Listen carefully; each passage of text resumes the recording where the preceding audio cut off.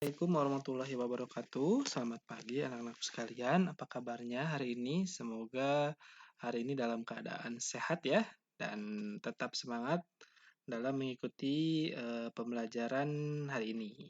Oke. Sebelum kita memulai, Pak Indra senantiasa untuk mengingatkan kalian untuk bersiap-siap dan menyelesaikan aktivitas baik hari ini. Dan silahkan coba untuk cari tempat yang nyaman supaya nanti bisa fokus mendengarkan atau menyimak pembelajaran hari ini. Pembelajaran hari ini kita akan lanjutkan kepada muatan bahasa Indonesia dan juga IPS ya.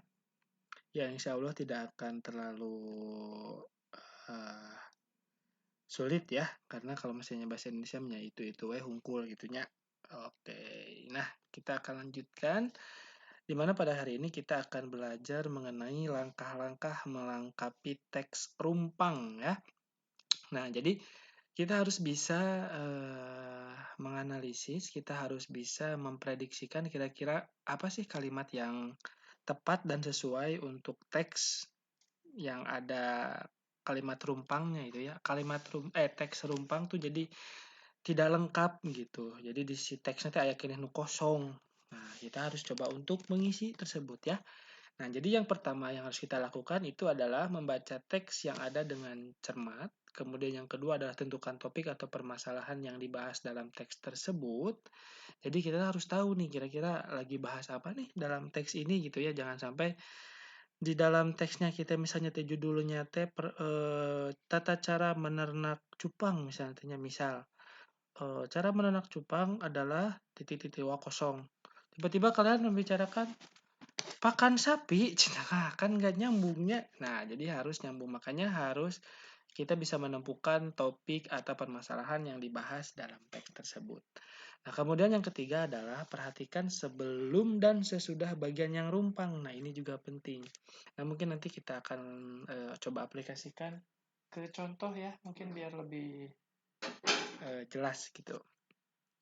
Jadi kita juga harus lihat kira-kira nih kalimat terakhir di dalam teks sebelum bagian yang rumpang dan sesudah bagian yang rumpang gitu. Jadi nanti bisa lebih mudah kita untuk mengisi bagian teks yang rumpang tersebut. Nah, kemudian selanjutnya adalah yang keempat, lengkapilah bagian rumpang tersebut dengan menghubungkan bagian sebelum dan sesudahnya. Jadi nanti ketika misalnya pengisian teks tersebut, kita juga harus bisa menghubungkan antara kalimat sebelum teks rumpang dan sesudahnya. Kemudian yang terakhir adalah pastikan kamu menggunakan bahasa Indonesia yang baik dan benar dengan memperhatikan pedoman umum ejaan bahasa Indonesia atau PUEB ya.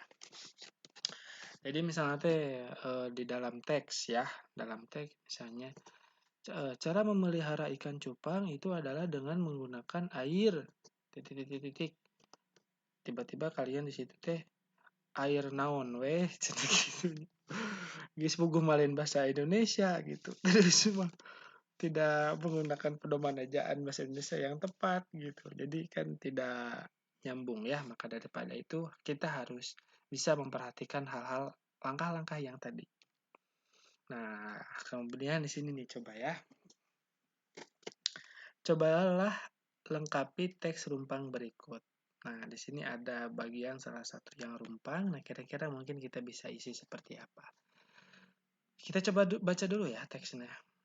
Pembangkit listrik tenaga surya adalah pembangkit listrik yang mengubah bla bla bla bla bla bla kosong. Kemudian pembangkit listrik dapat dilakukan dengan ini dengannya satu ya maksudnya. Dengan pemusatan energi surya. Pemusatan energi surya menggunakan sistem lensa atau cermin dikombinasikan dengan sistem pelacak untuk memfokuskan energi matahari ke satu titik untuk menggerakkan mesin kalor. Oke, kita coba tunjukkan ya di sini. Nah, di sini kita coba lihat kalimat pertamanya. Kira-kira ini yang pertama adalah membahas tentang apa? Nah, tentu membahas tentang pembangkit listrik ya, tenaga surya. Ini pentingnya ya. Jadi kita di teks ini itu membicarakan tentang pembangkit listrik tenaga surya. Pembangkit listrik tenaga surya adalah pembangkit listrik yang mengubah. Jadi kita harus lihat nih, yang mengubah katanya teh ya sebelumnya teh. Kemudian di kalimat setelahnya adalah pembangkit listrik dapat dilakukan dengan pemusatan energi surya. Nah, berarti kan kalau misalnya ini kalimat awalnya atau sebelumnya itu bagaimana cara kerja pembangkit listrik dalam mengubah energi gitu ya. Kemudian kalimat setelah rumpang itu membicarakan tentang cara-caranya. Gitu ya, kalau tadi mah bagaimana sih pembangkit listrik itu apa gitu ya, tentang apa yang diubah oleh pembangkit listrik itu. Kemudian kalimat setelahnya adalah bagaimana cara yang lebih spesifiknya. Gitu. Nah, mungkin di sini kita bisa isi dengan seperti ini ya. Pak Indra, maaf tidak menggunakan pen ya, jadi mungkin lebih ke kalimat penjelasannya saja. Misalnya di sini kita bisa isi misalnya ya. Coba, pembangkit listrik tenaga surya adalah pembangkit listrik yang mengubah misalnya cahaya matahari menjadi suatu aliran listrik gitu ya, yang dapat menerangi rumah. Dan pembangkit listrik ini dapat dilakukan dengan cara pembangkit listrik dapat dilakukan gitu misalnya teh ya, dapat dilakukan dengan pemusatan energi surya, pemusatan energi dan sebagainya seperti itu ya. Itu hanya contoh ya. Nah, oke. Di sini adalah menentukan kosakata tidak baku dalam teks. Teks eksplanasi ditulis menggunakan kosakata baku, kalimat efektif, dan sesuai dengan pedoman PUBI. Kemudian kamu dapat mengetahui suatu kata baku atau tidak dengan cara memeriksa di Kamus Besar Bahasa Indonesia. Nah, tadi kemarin kita sudah belajar bagaimana kita cara menggunakan KBBI online ya. Jadi sekarang mah tidak harus pergi ke perpus kemudian buka kamus no tebalna naudzubillah gitu ya.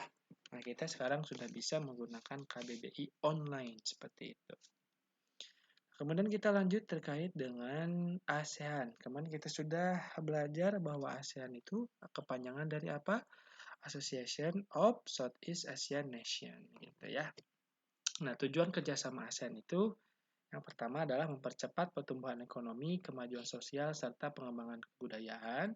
Kemudian yang kedua adalah meningkatkan stabilitas dan perdamaian. Nah, ini mah sebetulnya lebih ke teks yang harus bisa dipahami ya. Jangan nanti sambil mungkin di pause dulu supaya bisa baca dulu ya.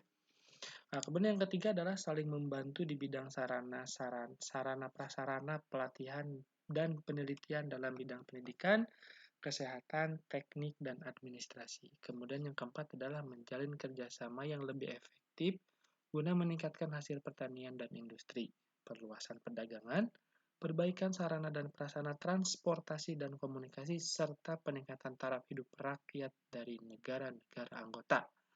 Kemudian yang kelima adalah meningkatkan kualitas pendidikan, dan yang keenam adalah mempertahankan kerjasama yang erat dengan organisasi-organisasi internasional maupun regional lainnya.